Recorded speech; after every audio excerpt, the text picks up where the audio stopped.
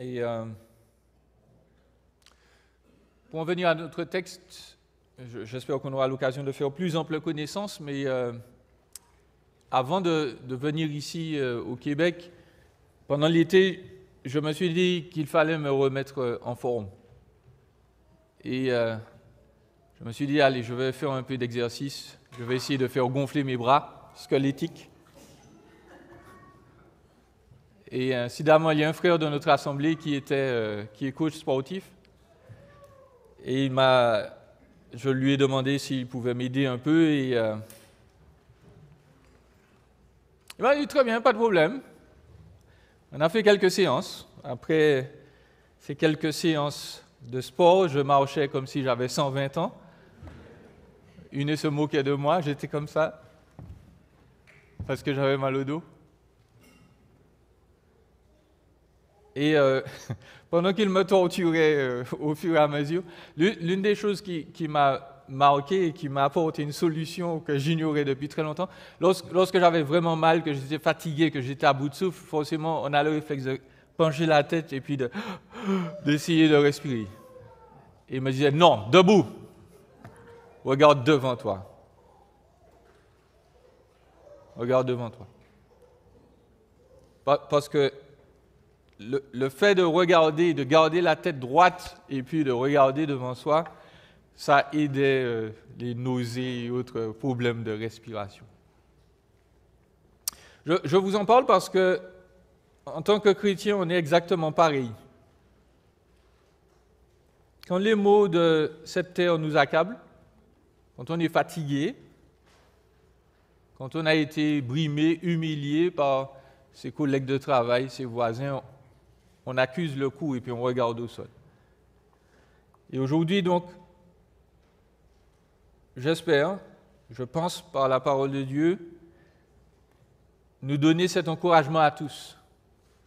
Il faut arrêter de regarder par terre, il faut regarder devant nous, et même plus que ça, il faut regarder en haut.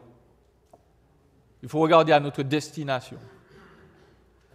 Les athlètes, pour réussir, ceux qui jouent au basketball le savent, si vous voulez marquer un panier, si vous voulez marquer des points, il faut fixer l'anneau. Il faut fixer son objectif. Si vous courez en tant qu'athlète, vous ne pouvez pas regarder derrière vous tout le temps. Vous avez cette ligne d'arrivée en but et vous courez vers le but. Et en tant que chrétien, nous savons donc que notre objectif, notre vie, ce n'est pas de finir ici-bas. Notre objectif, c'est ce que nous avons lu là dans notre texte. Nous attendons de nouveaux cieux, une nouvelle terre, là où la justice va habiter. Amen. Prions ensemble et nous allons donc commencer l'étude de notre texte. Seigneur, dirige-nous par ta parole ce matin. Tu sais, tous ceux d'entre nous qui portent des fardeaux lourds, trop lourds à porter. Tu sais, ceux d'entre nous qui sont attachés par les liens d'affection à ce monde-ci, ce monde qui va disparaître. Et puis tu connais aussi ceux qui, dans cette salle, attendent avec impatience le jour où nous te verrons face à face. Alors, Seigneur, parle-nous à tous et que nos cœurs soient en communion avec le tien et que l'éternité, en ta présence, remplisse notre vision et nos cœurs ce matin. Dans le nom de Jésus. Amen. Amen. Nous allons voir trois choses ce matin. On va voir ce qui sera présent dans le paradis. Et puis on va voir aussi ce qui sera absent du paradis. Et puis on va faire quelques applications pour notre vie d'aujourd'hui. Je ne peux pas m'empêcher de vous parler du contexte. Le livre de l'Apocalypse a été écrit dans le but d'encourager le peuple de Dieu à vivre des circonstances pénibles et difficiles. Le livre de l'Apocalypse ne parle pas, premièrement, de la fin des temps. Le livre de l'Apocalypse n'est pas un livre mystique qui nous permet de décrypter les informations. Le livre de l'Apocalypse, c'est son titre. Les premiers mots sont révélation de Jésus-Christ.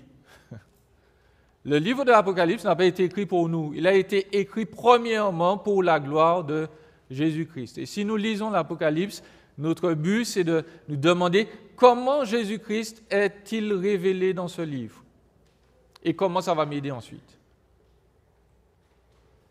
Et donc, les gens à qui ce livre a été écrit étaient des personnes un peu comme nous, je dis bien un peu, parce que pour ces personnes, pour ces chrétiens, c'était encore plus difficile. Non seulement ils avaient le rejet, le ridicule, mais ils avaient en plus l'emprisonnement et la perspective de mourir certainement parce qu'ils avaient eu l'audace de dire qu'il n'y a qu'un seul Dieu et qu'il n'y a qu'un seul roi et qu'il s'appelle Jésus. Aujourd'hui, au Québec, nous ne risquons pas grand-chose en affirmant ceci. Mais je pense que ce serait se tromper largement de penser que ce sera toujours comme ça. Et de toute façon, même si nous ne risquons pas encore l'emprisonnement et la mort pour Jésus, il n'empêche que la pression est là de faire des compromis et d'oublier qui est Jésus. La pression est là pour tout le monde, pour les plus âgés, pour les plus jeunes en particulier. Et donc ce livre a été écrit pour nous dire il faut tenir bon. Et en particulier, ce passage-là nous dit, pensez à la fin, pensez à votre destination. Et premièrement, qu'est-ce qui sera présent dans cette destination? Il y a 3 éléments qu'il me faut citer là simplement. Élément A, le sol. Élément B, la société. Élément C, le Seigneur. Le sol, la société, le Seigneur. Pourquoi je vous parle de ça?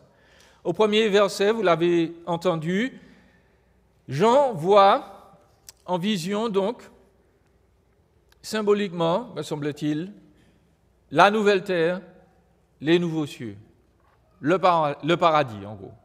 Ce sont des termes interchangeables. Et premièrement, même si donc dans le livre de l'Apocalypse il y a beaucoup de symboles, il y a des réalités derrière ces symboles. Quand on parle de la nouvelle terre et des nouveaux cieux, Jean désigne par là un lieu spécifique. Nous, les chrétiens, nous disons que nous irons au ciel. Pour certains individus, il y a cette image archaïque de personnes transparentes posées sur un nuage avec un petit halo sur la tête et une harpe dans la main. Cling. C'est pas ça le ciel. Le ciel, c'est une nouvelle terre et de nouveaux cieux. C'est un endroit concret qu'on pourra toucher, qu'on pourra voir. Le terme paradis, qui est employé dans l'Ancien et dans le Nouveau Testament aussi, est un emprunt du mot perse qui veut dire parc, jardin entouré d'un mur, verger. C'est un endroit où il y a des fruits. C'était un endroit où seule une classe particulière, où l'élite pouvait entrer. C'est un lieu de délice. C'était un lieu, et certains d'entre vous le savent, quand il fait très chaud, on aime se trouver à l'ombre, là où il y a du vent frais. On s'assoit, on mange des fruits, on boit une bière, dépendant. On se repose, on est au frais, on est à l'aise. Le paradis condense tout cela. C'est un lieu de délice, de repos, de joie, de paix, de bonne musique, d'excellente compagnie. Le paradis, donc, c'est la nouvelle terre, les nouveaux cieux. L'adjectif ici, nouveau, n'indique pas une nouveauté en essence, mais en qualité. J'explique. Quand nous serons au ciel, nous n'allons pas nous retrouver dans une espèce de terre bizarre où le ciel sera rouge, où l'herbe sera bleue et où nous allons voir des choses de toutes les couleurs. Nous allons nous retrouver dans un endroit qui est similaire à ce que nous expérimentons sur terre. C'est ce que le mot « nouveau » indique. Il y a quelque chose qui se rapproche, mais c'est nouveau en qualité. C'est excellent en qualité. Donc nous n'allons pas expérimenter une terre comme la nôtre à l'heure actuelle, avec de la pollution, avec des hivers trop longs ou des étés trop chauds. Ce sera un endroit similaire, mais un endroit parfait. Ce sera l'univers renouvelé, ce sera le jardin d'Éden retrouvé. Donc nous serons des créatures concrètes, nous ne serons pas des esprits désincarnés là. Nous allons expérimenter des réalités concrètes là-bas aussi. Voilà ce qui est du sol. Deuxièmement, la société, versets 2 et 3. Jean voit en vision donc une espèce de ville géante, ce qu'il va détailler au chapitre 22, vous allez le voir plus tard, mais notez qu'il dit donc, cette ville sainte, c'est la nouvelle Jérusalem, et il la décrit, la compare à une épouse qui s'est parée pour son époux. Plus tôt dans l'Apocalypse, il nous a dit donc que cette nouvelle Jérusalem, c'est l'épouse de l'agneau. C'est l'épouse de l'agneau. Et donc, là encore, l'Apocalypse, c'est un livre de symboles qui nous parle du fait que les habitants de cette nouvelle terre, ce sera tous ceux, ce sera la communauté de vrais croyants qui ont fait confiance à Jésus-Christ durant leur vie terrestre. Et ils sont représentés là sous les traits d'une cité majestueuse, d'une épouse radieuse le jour de son mariage. Dans le ciel, donc, il y aura des gens. Ces gens sont le peuple de Dieu. La ville est décrite sous des traits incroyables. On nous dit que les rues sont pavées d'or. Les fondations de cette ville sont en pierres précieuses. L'idée, c'est de nous dire que ce sera extraordinaire. Les gens qui seront là seront extraordinaires. Le mot peuple ici, pour nous, il semble normal, mais il désigne un groupe de gens unis et différents des autres. Il s'agit d'un peuple particulier, d'un peuple spécial.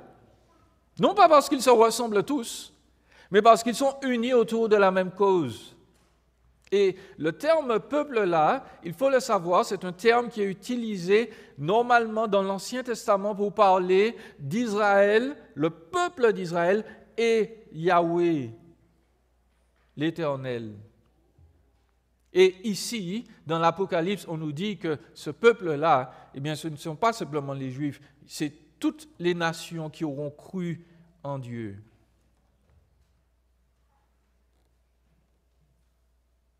Je le vois là écrit, louez Dieu dans la diversité. Le ciel, c'est l'endroit qui regroupe tous les gens qui auront aimé Christ.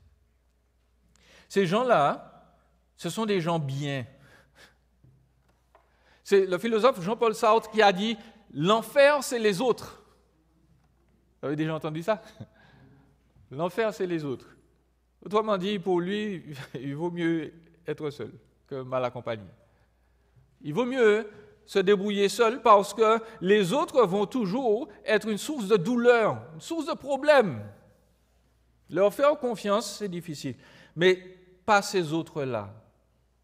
Parce que le paradis est rempli de personnes parfaites, de personnes qui ne vont jamais nous casser les pieds, de personnes qui vont nous bénir sans cesse, qui vont nous faire sourire sans pause. Ces personnes sont devenues ainsi, elles ne sont pas nées comme cela, elles sont devenues ainsi à cause de la foi qu'elles ont placée en Jésus-Christ. L'Église, donc, c'est le lieu où sont rassemblées toutes ces nations-là. Et cette Église doit être diverse, non pas seulement parce que la société est diverse, mais bien parce que Jésus a prévu de sauver des gens de tout horizon et de les faire vivre et travailler ensemble.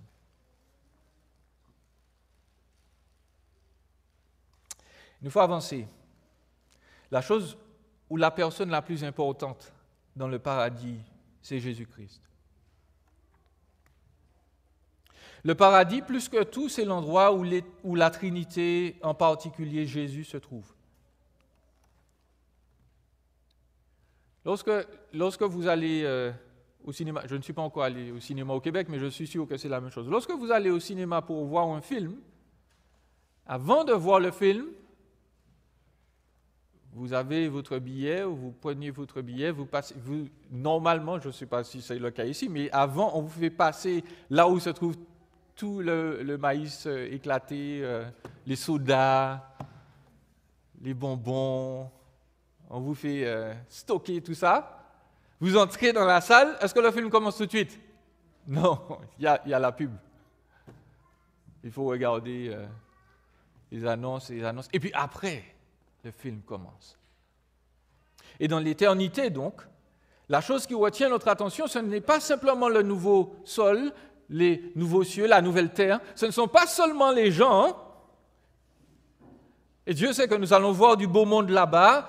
Nous allons voir Jean, l'apôtre, Jean, le baptiseur. Nous allons voir Élie, nous allons voir l'apôtre Paul. Nous allons voir ceux qui nous ont précédés dans la foi. Mais la personne que nous voulons voir par-dessus tout, c'est Jésus-Christ. Au-dessus de tout homme, au-dessus de toute femme, la personne qui m'intéresse le plus, la personne devant qui je veux m'agenouiller et que je veux enfin contempler face à face, c'est Jésus.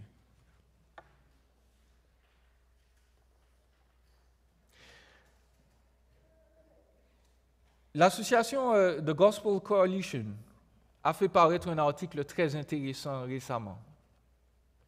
L'auteur de cet article, Keith Simmons, nous explique les éléments suivants.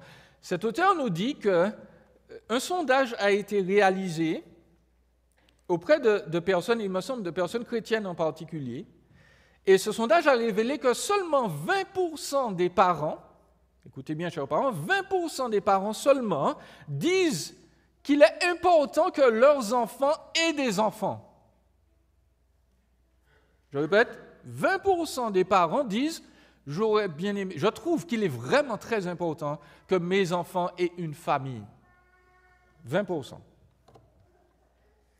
À l'opposé de cela, 88% des parents disent qu'il est très, très important que leurs enfants aient leur indépendance financière et une carrière qu'ils apprécient. OK?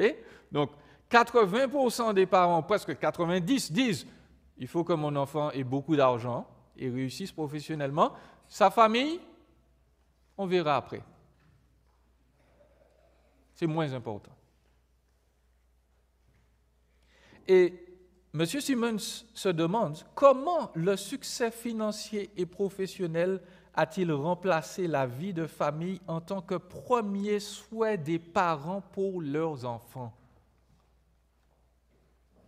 Comment est-il possible que la première chose aujourd'hui que les parents et les parents chrétiens souhaitent pour leurs enfants, ce n'est pas qu'ils aient une belle famille et qu'ils soient épanouis, mais qu'ils aient un succès financier et une belle carrière? Et sa deuxième question est, est-ce que ces valeurs-là, c'est-à-dire le succès financier et professionnel, est-ce que ces valeurs-là délivrent vraiment ce qu'elles promettent? Est-ce que les gens qui ont beaucoup d'argent sont très heureux?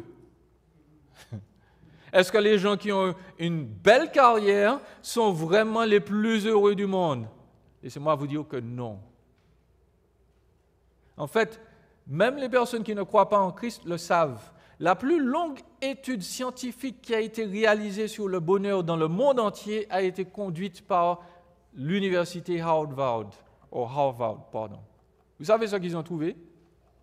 Ils ont découvert que ce qui donne vraiment le bonheur sur Terre, ce sont les relations. Et en particulier, le mariage et la famille. Ce n'est pas les chrétiens qui l'ont dit. Alors, bien entendu, les chrétiens vont dire ce qui donne vraiment le bonheur, c'est Jésus, on s'entend. Mais il faut être en relation avec Jésus.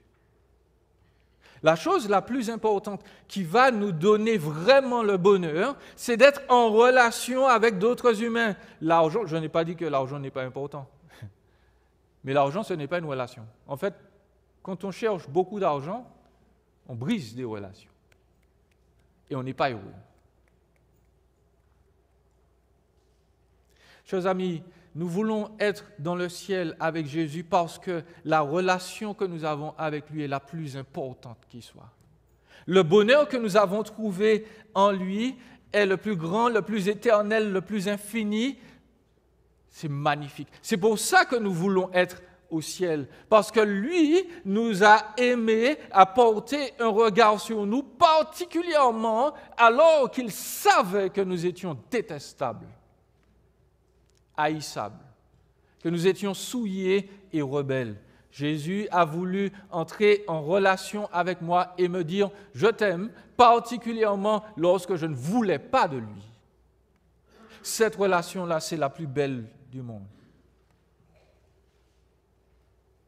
C'est pourquoi celui que nous voulons voir le plus au paradis, c'est Jésus. Parce que c'est celui qui nous aime. Il nous aime plus que tout.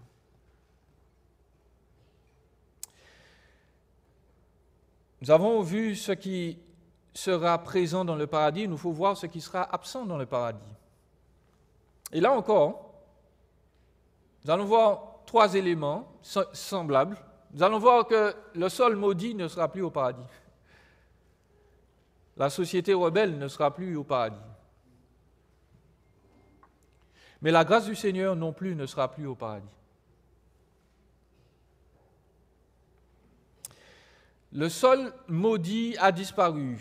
Si j'envoie un nouveau ciel, une nouvelle terre, il précise tout de suite après, car le premier ciel et la première terre avaient disparu, la mer n'était plus. Qu'est-ce qu'il veut dire par là? Il veut simplement dire que le premier monde créé par Dieu a été teinté par la rébellion de ceux qui étaient supposés le superviser et il ne peut plus tenir, il ne peut plus subsister, il ne peut plus exister. Vous le compreniez très bien. Si il y a une très grande entreprise qui a un président, directeur général qui fait du n'importe quoi, qui marche dans les scandales, qui a une vie dissolue, l'image de son entreprise, tôt ou tard, va être affectée par ses actes. Et de la même manière, l'entreprise d'Adam, que Dieu lui a confiée, donc le monde, et j'ai envie même de dire l'univers, a été impacté par sa chute. Adam a dit à Dieu, je n'ai pas besoin de toi. Dieu a dit, très bien, tu vas gérer un univers où moi, je ne supervise pas certaines choses, où moi, je dérègle certaines choses. Tu vas voir comment les choses vont fonctionner. Et nous voulons donc rappeler que ce que nous vivons aujourd'hui, en termes de dérèglement climatique, ce n'est pas premièrement parce que nous avons trop de voitures, ce n'est pas premièrement parce que nous avons trop d'entreprises, c'est tout simplement parce que nous sommes tous des rebelles, descendants de rebelles. Et le premier rebelle d'entre nous nous a bloqués dans cette situation-là. La désobéissance d'Adam, lorsque le premier homme s'est rebellé contre Dieu, il a déclaré « toute ma race », il n'y a qu'une seule race, la race humaine, « toute ma race sera une race de désobéissants ». Et c'est pour cela que le monde souffre, mes amis.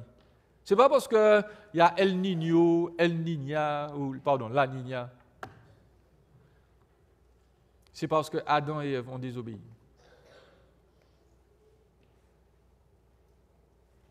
Et Jean nous explique donc qu'au renouvellement de toutes choses, toute trace de déséquilibre, de destruction, de pollution vont disparaître de la terre future.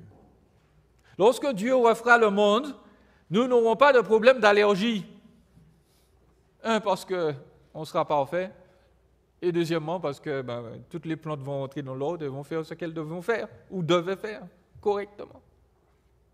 Lorsque Jean nous dit « la mer ne sera plus », je ne crois pas que Dieu va faire disparaître les océans. L'image pour moi est symbolique. Il s'agit sans doute du fait que la mer, dans l'Apocalypse, à chaque fois que vous entendez parler de la mer ou des eaux en général, ce sont des symboles de rébellion et d'opposition à Dieu. Lorsque vous entendez parler des fameuses bêtes dans l'Apocalypse, elles sortent d'où? Elles sortent de la mer. Jean est en train de nous expliquer que la mer, cet endroit mystérieux, dangereux, n'existera plus là-bas. Il n'y aura plus de rébellion, il n'y aura plus d'actes mauvais, il n'y aura plus de troubles, d'agitation humaine, de meurtre, de déséquilibre. Mieux que ça, le paradis, c'est le lieu où l'expérience même de la mort n'existera plus.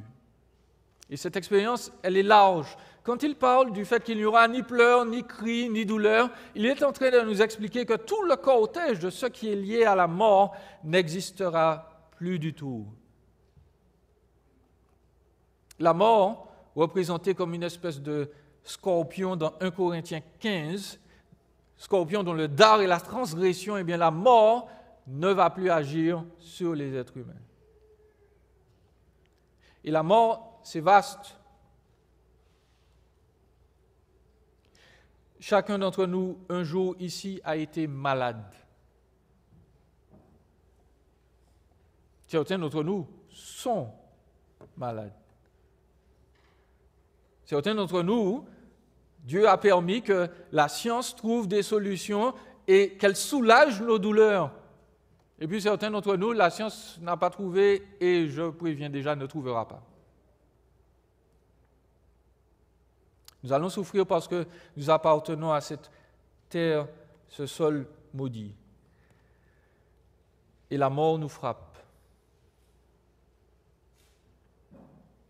Nous sommes tous allés à des veillées, des enterrements. Nous avons perdu des êtres chers. Et je dois le répéter, cela n'est pas normal. Nous n'étions pas faits pour perdre nos parents, nos enfants, nos amis, nos proches. Ce n'est pas comme ça que Dieu avait fait le monde au départ. Mais Dieu promet, à cause de ce que Jésus-Christ a fait, à cause du fait que la mort ait été écrasée par la victoire du Fils de Dieu, Dieu promet que la vieillesse, les maladies, les allergies, tous ces éléments-là n'existeront plus.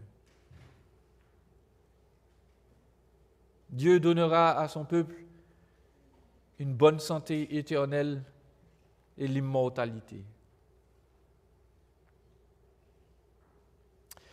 Non seulement le sol maudit va disparaître, mais l'Écriture avertit que la société rebelle disparaîtra aussi. Là où dans le paradis, il n'y aura que des gens bien, par contraste, hors du paradis, il y aura aussi un lieu où se trouveront tous ceux qui auront offensé Dieu.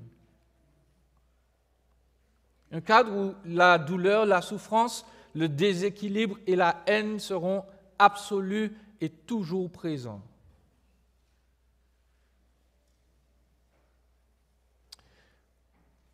On a appelé communément ce lieu l'enfer, du latin infernus, qui signifie en bas. Et il y a plusieurs choses que nous devons comprendre sur l'enfer.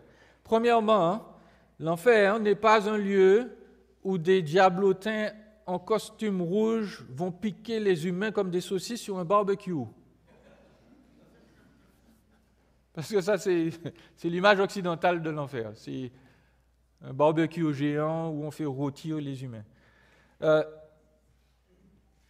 Les démons ne sont pas des diablotins, ce sont des êtres perfides, mauvais, que Jésus a vaincus. Et l'enfer n'est pas leur sauna. Ils ne vont pas s'amuser là. L'enfer, c'est un lieu de souffrance et de torture pour les ennemis de Dieu, Satan et ses démons inclus en premier. L'enfer a été fait pour eux, pour qu'ils souffrent. Donc, ils n'auront pas le temps de torturer les humains, je vous l'assure. Ensuite, l'enfer n'est pas un simple lac de feu et de soufre où on fait bouillir les êtres humains jusqu'à plus soif. L'enfer est autrement plus terrible que ça. Parce que l'Écriture nous dit que c'est un endroit où l'on souffre perpétuellement pour avoir rejeté précisément celui qui nous disait « ne va pas là ». L'enfer, c'est un lieu de souffrance. C'est un lieu où on ne s'amuse pas avec ses amis, parce qu'il n'y a pas d'amis en enfer. Il n'y a plus d'amis, il n'y a que des gens qui se détestent mutuellement. Dans certains cas, ils vont se détester parce que, précisément, c'est les amis qui leur ont dit « Écoute, cette histoire de Jésus, là, c'est du grand n'importe quoi. Qu'est-ce que tu fais là ?» C'est les amis qui nous ont entraînés là. Ce ne sont plus des amis. L'enfer, c'est un lieu où Dieu exerce sa rétribution pour tout le mal que nous avons pu faire. Et Dieu sait que nous avons fait du mal. Souvent, nous aimons bien penser au mal que les autres ont fait. On aime bien penser à Hitler, aux esclavagistes. Le mal est à l'extérieur, pense-t-on. Non, le mal est en nous. Et nous méritons d'aller là autant que les autres. En fait, vous l'avez vu dans votre texte, il y a toute une liste là de personnes qui ne pourront pas entrer au paradis. On ne va pas voir cette liste en entier. Je voudrais juste vous citer les 3 premiers. Premièrement, Dieu nous parle des lâches. Les lâches, les couards, les peureux, ce sont des personnes qui, dans l'Ancien Testament, avaient peur de se battre dans l'armée. Il y a des soldats qui avaient dit « Bon, j'ai peur de mourir. » Donc, Dieu a dit « Ok, vous pouvez rentrer chez vous. » Mais dans l'Apocalypse, ce sont les gens qui connaissaient Jésus, qui aimaient Jésus, et sous la pression des autorités, eh bien, qui ont dit « Bon, Jésus, écoute, tu es bien gentil, mais je souffre. Je laisse tomber. » Ils ont grandi sur les bancs de l'église, ils ont entendu parler de l'amour de Jésus pour eux, ils ont vu le sacrifice de Christ, ils se sont dit « Non, moi, je ne vais pas me sacrifier pour Christ, ça ne m'intéresse pas, la vie est trop belle. » Les lâches ne vont pas entrer là. Deuxièmement, les incrédules. Dans l'Ouest, en Occident, nous avons le luxe d'avoir l'athéisme.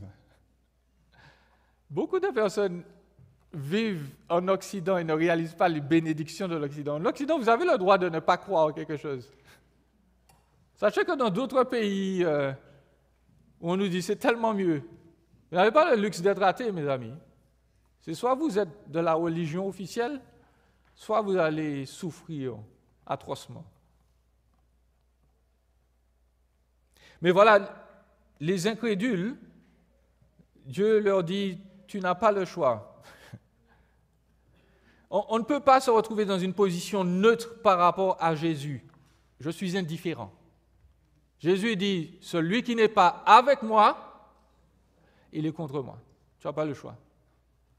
Jésus n'est pas un homme aux cheveux parfaitement shampouinés, tout gentil. Hein? Jésus, c'est le commandant de l'armée des cieux. Il dit, est-ce que tu veux me suivre et me servir? Je t'aime. Est-ce que tu veux me suivre et me servir? Si tu ne veux pas, tu es mon adversaire.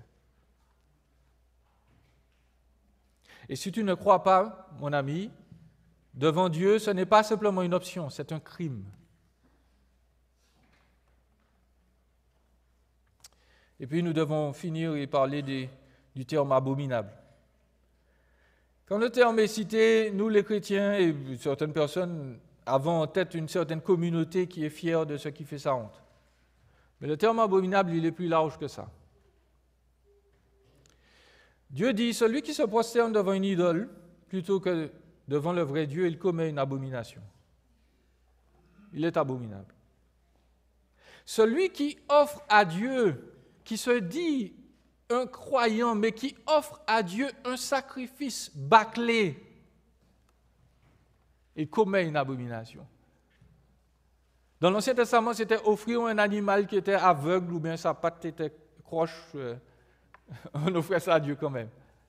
De nos jours, c'est venir au temple, chanter nos cantiques. Au lieu d'avoir la pensée sur Jésus, on est en train de penser au rôti de ce midi. Celui qui lit son horoscope ou consulte les voyantes commet une abomination. Tuer son enfant avant sa naissance à cause de sa carrière, c'est une abomination. 2 Rois 28, 3. Et puis dans Proverbe 6, versets 16 et 19, le texte biblique nous dit, il y a 6 choses pour lesquels l'Éternel a de la haine et même 7 qu'il a en horreur, qui sont une abomination à ses yeux. Les yeux hautains, la langue trompeuse, les mains qui répandent le sang, le cœur qui médite des projets injustes, les pieds qui se hâtent de courir au mal, le faux témoin qui profère des mensonges, celui qui déchaîne des querelles entre frères. Si nous sommes honnêtes, nous allons réaliser que personne n'est accepté d'avoir commis des abominations.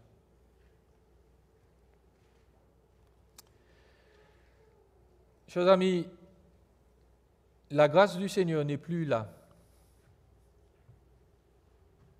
dans ce lieu qu'on appelle l'enfer. Le texte nous dit que c'est la seconde mort. C'est le fait d'endurer sans fin le jugement qu'ont mérité nos fautes. Et nous les chrétiens, nous ne parlons pas de l'enfer parce que cela nous fait plaisir et que nous voudrions que les gens aillent là. Nous parlons de l'enfer parce que celui qui nous a aimés, qui nous a sauvés, en a parlé. Je ne sais pas si ça vous est déjà arrivé, ça m'est arrivé seulement une fois ici. En Martinique, ça m'arrivait tout le temps. Vous êtes au feu rouge, le feu passe au vert, vous avancez déjà, hein, mais on vous klaxonne derrière. Vous n'êtes pas passé assez vite. On vous a jamais fait ça? Ça m'est arrivé une seule fois ici. En Martinique, ça m'arrivait tout le temps. En fait, en Martinique, on utilise son klaxon pour tout. On utilise son klaxon pour saluer son copain. Hey, bip, bip. On utilise son klaxon pour insulter la personne en face. Et vous savez qu'on utilise le klaxon pour vous insulter, je vous assure. Et puis de temps en temps, on utilise le klaxon parce que c'est vraiment dangereux. Il faut faire attention. Nous, les chrétiens, nous sommes le klaxon de Dieu. Nous avertissons les hommes et les femmes parce que c'est dangereux de dire non à Dieu.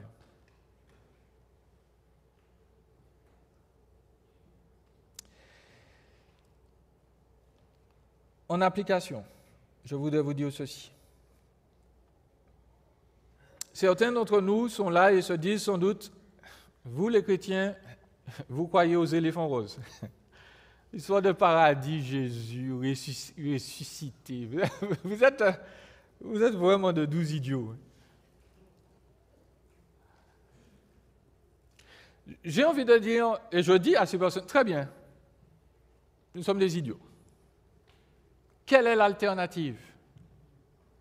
Qu'est-ce que vous me proposez pour vivre mieux ma vie? Et les gens doivent vous dire, écoutez, la science nous a démontré que nous sommes arrivés ici par hasard. Nous sommes des sacs d'eau et de poussière d'étoiles qui vivons par hasard et qui allons mourir par hasard. Quel est le but de notre vie? Eh bien, de faire le plus d'enfants possible parce qu'on va mourir. Ça vous donne goût, là, de vivre? Moi non plus. Moi non plus. Certaines personnes ont de meilleures versions. Ils disent, moi, je sais que je vais mourir, mais je fais mon possible pour laisser une trace dans ce monde. Et moi, de demander à quoi ça va servir. Parce que les gens pour qui tu laisses une trace, ils vont mourir aussi. Donc, est-ce qu'ils vont se rappeler de ta trace? Non. Donc, tu laisses une trace pour rien. Mais nous connaissons quelqu'un qui nous a dit non, si tu me fais confiance, tu vas vivre éternellement. Et ta vie va marquer ce monde-ci, va marquer le monde parce que tu vas pouvoir amener d'autres personnes à comprendre que moi j'existe et que la vie éternelle existe et que la vie vaut mieux que simplement vivre et mourir.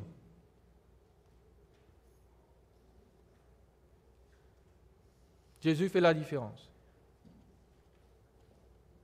Mon père m'a raconté, quand nous étions plus jeunes, qu'il y avait un touriste qui était allé dans un pays, je ne me rappelle plus lequel, mais il me semble que c'était la Nouvelle-Guinée, Papouasie. Un touriste qui était allé dans ce pays-là, il était allé dans un village quelconque, et puis il a vu l'église évangélique là. Et ce monsieur était consterné. Il a dit, mais comment se fait-il que même au fin fond de la brousse, je trouve une église? Et il était fâché. Et là, il allait voir quelqu'un qui se trouvait devant l'église. Il a dit, monsieur, mais vous ne devriez pas. Jésus, tout ça, c'est du mythe. Ça n'existe pas. Vous devriez garder vos coutumes ancestrales et puis oublier l'Occident. Le monsieur l'a regardé. Il lui a dit, monsieur, vous voyez cette pierre-là? La grosse pierre qui est là. Vous voyez la pierre? Il dit, oui, je vois. Si j'avais gardé mes coutumes ancestrales, je vous aurais tué, je vous aurais gorgé sur la pierre et je vous aurais mangé.